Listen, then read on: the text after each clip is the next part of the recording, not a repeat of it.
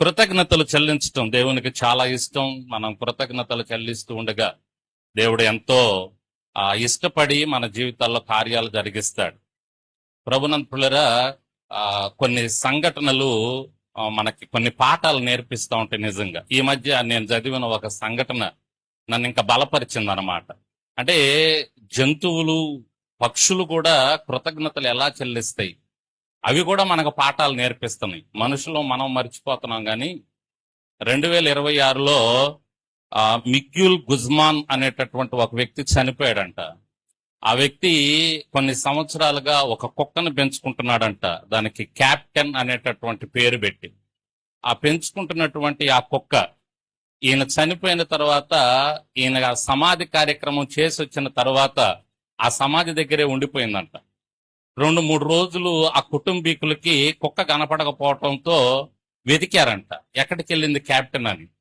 ఎదిగితే మొత్తానికి కనపడలేదు. 2 రోజుల తర్వాత పేపర్ ప్రకటన ఇచ్చారంట, మా కుక్క కనపడలేదు, ఎవరికన్నా కనపడితే కుక్క ఆచూకీ, కుక్క యొక్క ఫోటో ఇదని ఫోటో పెట్టి ఆ ప్రకటన ఇచ్చారంట.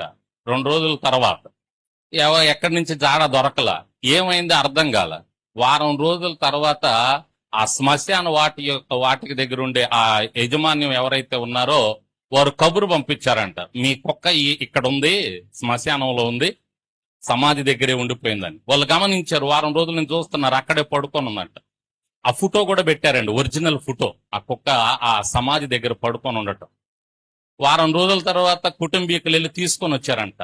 తీసుకొని వచ్చి దానికి భోజనం పెట్టి దానికి స్నానం చేపించి కెల్లబాకని దానికి చెప్పారంట. అయినా ప్రతిరోజు సాయంత్రం సమాధి దగ్గరికి వెళ్ళిపోయిందంట. ప్రతిరోజు సాయంత్రం సమాధి దగ్గరికి వెళ్ళిపోయేదంట. గేట్లు వేస్తే ఆ గేటుని రక్కేదంట, గేటు తీయాల్సిందేనని. కుటుంబీకులు తీస్తే వెళ్ళిపోయేదంట. ఉదయం దాకా సమాధి దగ్గర ఉండి ఉదయం వచ్చేసేదంట. ఈ విధంగా 7 సంవత్సరాలు చేసిందంట ఆ కుక్క. 7 సంవత్సరాలు అంటే దాదాపు అది చనిపోయే స్టేజ్ వచ్చేంత వరకు. కుక్క ఆయుష్ 13 సంవత్సరాలు 12 సంవత్సరాలు. అది చనిపోయే స్టేజ్ వచ్చేంత వరకు కూడా ఎంతవరకు అలవాటైందంటే, ఆ శ్మశానం యొక్క యాజమాన్యం అంట ఈ కుక్క వస్తుందని ఈ కుక్క కోసం ఎదురు చూసి ఈ కుక్క వచ్చాక తలుపులేసి వెళ్ళిపోయే వాళ్ళంటండి. అంటే చూడండి ఒకసారి ఆ కుక్కకి ఎంత విశ్వాసం ఉందో, ఎంత కృతజ్ఞత ఉందో. 2-3 సంవత్సరాలు చూసిన ఆ యజమాని చనిపోతే ఆ కుక్క చూపించినటువంటి విశ్వాసం చూడండి. 7 సంవత్సరాలు ఆ విధంగా ఆ శ్మశానం దగ్గరికి వెళ్ళి అక్కడ పడుకుని మళ్ళీ ఉదయాన్నే వచ్చేదంట. మరి మనం ఎంత విశ్వాసం చూపిస్తున్నాం దేవుని మీద, మనం ఎంత కృతజ్ఞత కలిగి ఉన్నాం. మనల్ని బట్టి దేవుడు ఎన్ని కార్యాలు, ఎన్ని మేలులు చేస్తున్నాడు. మన కోసం కల్వరి సెలవులో ప్రాణం పెట్టాడు కదా.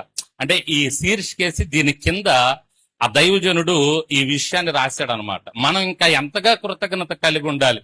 ఒక జంతువు అంత కృతజ్ఞత కలిగి ఉంటే మనం ఎంత కృతజ్ఞత కలిగి ఉండాలని వేసినప్పుడు నాకు చాలా అంటే మా సంఘానికి చెప్పాలనిపించింది అనమాట ఈ విషయం. ఈ కృతజ్ఞత కూడికలో చెప్తే ఇంకా బలపరిచినట్టు ఉంటదని ఈ కొద్ది మాటలు చెప్తా ఉన్నాను. సమయం నాది కాదు, చాలా అయింది, దైవజనులు వచ్చారు. కాబట్టి మన ఎడల దేవుడు చేసిన మేలులను బట్టి, ఉపకారాలను బట్టి మనం ఇంకా ఎంతగా కృతజ్ఞతలు చెప్పాలండి. ఎంతగా ఆయన్ని స్తుతించినా ఆయన రుణాన్ని తీర్చగలం. ప్రాముఖ్యంగా మన కోసం ఆయన ప్రాణం పెట్టాడు కదా, ఆయన రుణాన్ని తీర్చుకోలేం. ఆయనకి ఎంతగా కృతజ్ఞతలు మనం చెల్లిస్తే ఇంకా అంతగా మన ఎడల ఆయన జాలిపడి మన ఎడల ఇంకా బలమైన కార్యాలు చేసే దేవుడు మన దేవుడు. గట్టిగా స్తోత్రం చెబుదాం, హల్లెలూయా. కాబట్టి ఈ కృతజ్ఞత స్తుతి కూడిక ద్వారా మనం కృతజ్ఞతలు చెల్లించడం ద్వారా తప్పకుండా దేవుని కార్యాలు ఇంకా బలంగా చూస్తాం. నమ్మండి. ఈ మాసంలో దేవుడు చేసినటువంటి మేలులు ఈ కూడికలో ఉన్నంతసేపు ఒక్కసారి గుర్తు చేసుకుని ఆయన ఏమేమి మేలులు చేశాడో ఈ నెలలో ఆయనకు కృతజ్ఞతాస్తుతులు చెల్లించండి. దేవుని కృపకు పాత్రలు అవ్వండి. దేవుడు మిమ్మల్ని దీవించి ఆశీర్వదించునుగాక. ఆమెన్.